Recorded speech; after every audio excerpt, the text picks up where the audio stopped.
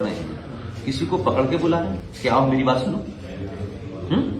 इतने कथाकार है, वो पकड़ के बुलाते हैं, लोग जाते हैं, उनकी मर्जी है। कोई साईं बाबा में जाता है, कोई दुर्गा मंदिर में जाता है, कोई कहीं जाता है, जिसको जहां जाना है जाए। क्या ये जो हालो लालू करके ये दिखाते हैं कि एक महिला हुई और इशू आए और इशू होते वो दौड़ के नूर दी, कभी किसी ने उनसे भी पूछा कि ये क्या है?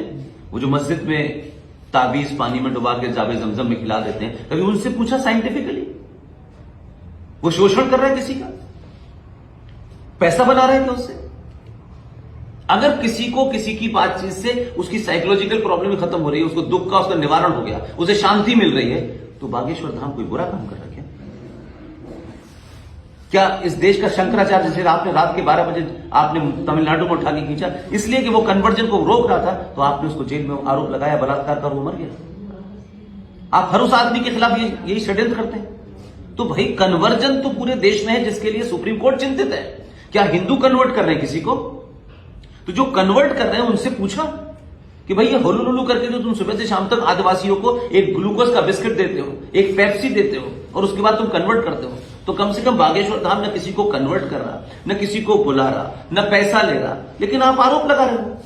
और ऐसे लोगों का मैंने अक्सर हाल देखा है कि जब तर्कों से वितर्कों से हार जाते हैं, तो कुछ दिन बाद आएगा, अरे साहब इनकी सीडी पकड़ी गई है, फिर 4 महिलाएं कहीं से खड़ी कर दी जाएंगी, ये सब होगा।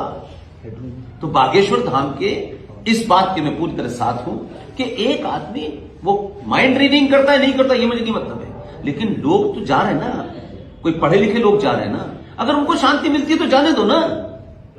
क्या केंद्र सरकार के पास, सरकारों के पास लोगों के दुखों का कोई जगह है?